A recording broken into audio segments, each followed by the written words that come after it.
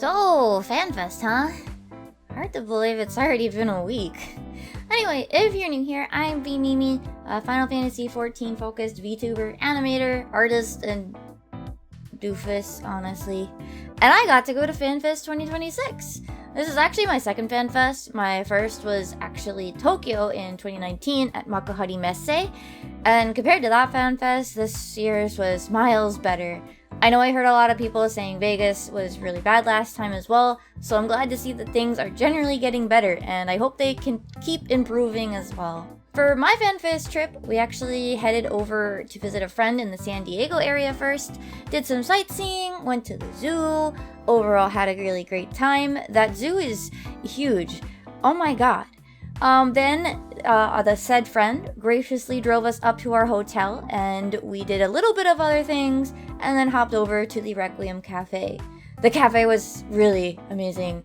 It gave me a similar vibe to the Eorzea Cafe in Tokyo, which I used to go to a lot when I was living in Japan, and the drinks also gave me that vibe of like, oh, this is Eorzea Cafe drinks. We ended up getting the healer, tank, DPS, and new adventurer drinks, plus the tiramisu, which were all really good. I actually kind of wanted to get more drinks, or at least one more drink, but I was kind of full, and I think more syrup might have made me explode. So we headed back to rest before Disney the next day. Which, speaking of, the location was great this year. I know that we weren't the only ones to take advantage of the location to do a Disney trip, but even if we had skipped that, the weather was good, the accommodation options were plentiful, there were a lot of choices for food, and I really, really hope that they host it here again. It was a great location, just all around. We also went to the aquarium meetup before FanFest itself and had a great time. If you're going to Gateway Fate, do keep an eye on Fruity Snacks' social media to find the signups. I will probably, almost certainly be going. I say probably, I'm going. I'm gonna go. The aquarium meetups are super chill, really fun. You get to see fish. We even got to see some frogs fighting to become the Hell Frog medium. I don't have a video myself, though, sorry. You'll just have to imagine it in your head. After the aquarium, we went over and kind of started our FanFest shenanigans with picking up our tickets, and this was a good decision in my opinion. I know that the lines, from what I heard, were handled really well.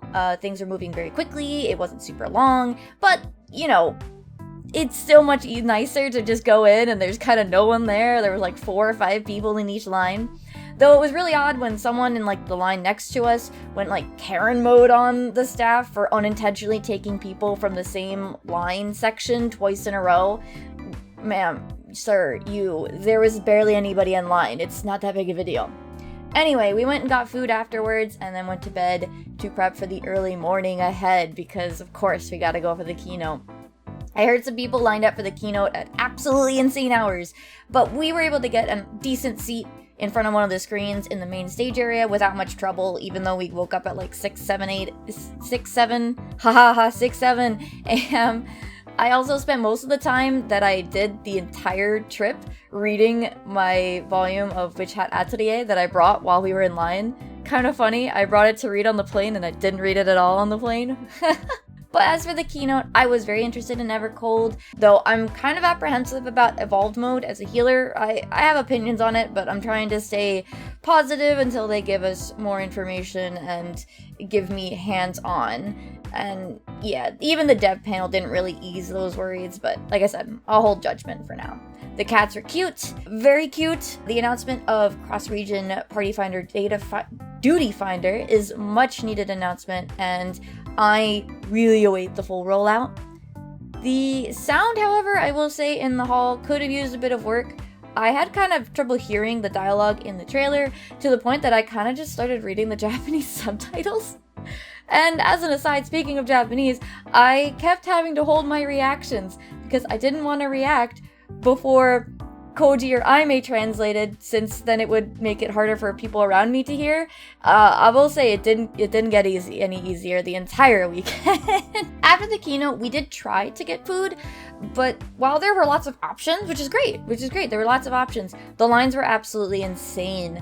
My advice for myself and anybody else that may go if they have it here again, maybe have someone sneak off before the keynote ends to go get food, or just go get a snack at like Walgreens or CVS and get food after the concert, because I don't think the lines ever really died down, especially not during lunch hours.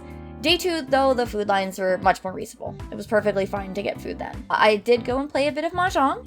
Unfortunately, I went yakitori the entire weekend and even accidentally chomboed. Oops. But then I went to go listen to the dev panel, and we did a few activities. I got photos at the Mosaic photo spot, the Honeybee Lovely one, and really early on, I even got to run into Koji and handed him my drawing of him and Soken doing the dancing green pose.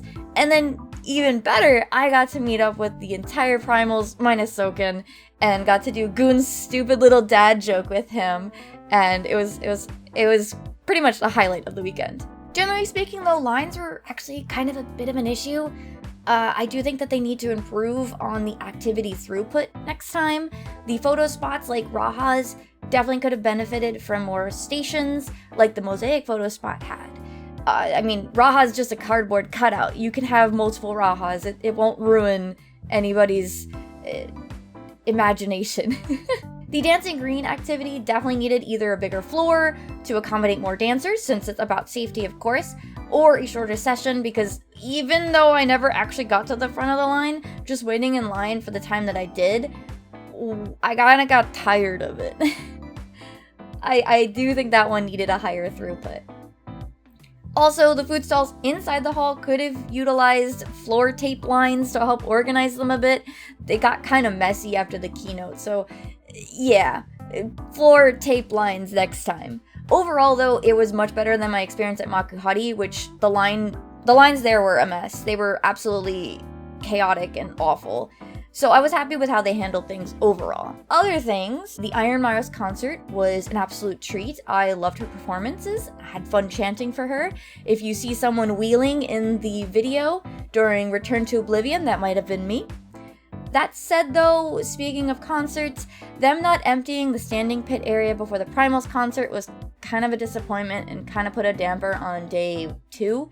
People basically camped all day, and I don't think that's something that they should have allowed guests to do. They should have been emptied at like a set time, label it, say this time we're emptying it out, and had a specific lineup spot that you can't line up before X time to discourage camping. It just meant that we couldn't really do any of the activities, because even the seats we kind of had to just sit at the entire day to get a decent view of a screen, never mind if we wanted to be in the pit.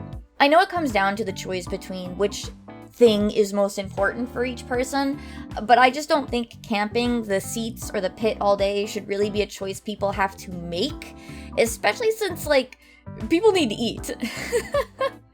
I just think that that's not a choice that should be even on the table. Other miscellaneous highlights, I squealed and freaked out upon seeing the Dolphy Kururu cryo. Beyond ecstatic to see that in person for the first time. That was revealed at NA FanFest. Oh my goodness, she's adorable. I really want her.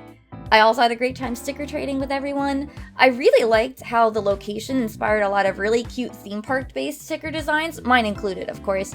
I loved seeing all of the Disney-esque inspired or theme park living memory-esque inspired sticker design. Also, while I was trading, some people recognized me and that caught me off guard, but thank you everyone who said hi.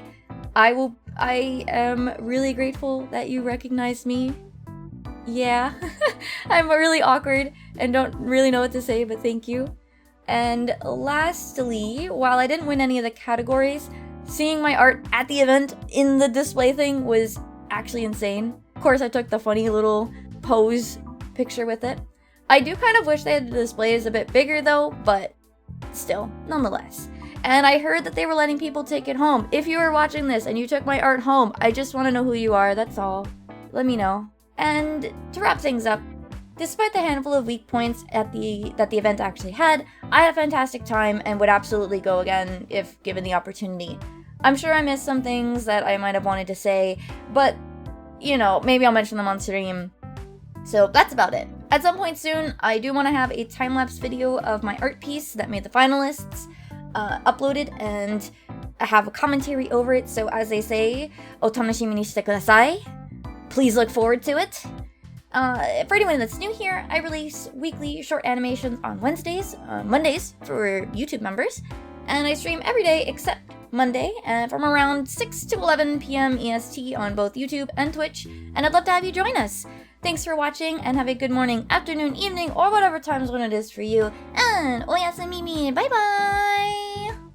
This video was brought to you by Twitch subscribers and YouTube members. If you want to support the channel, consider subscribing. Thanks for watching! Hi, chat in the future. Start over. No! Why? Because you started to laugh at me. I did, but that's funnier, right? Now my voice is in it. That's fine. Chat knows about Haru. That's Haru. They're gonna see pictures of you anyway. Anyway, my voice is like shot, and I'm recording this for posterity. It was even shot before we even started today too. It was already dying. It was really bad. But then I had to use all of my voice for Primals. Yup. Okay. I have recorded for posterity. Bye bye. Bye. Oyasumimi. Bye bye. Bye.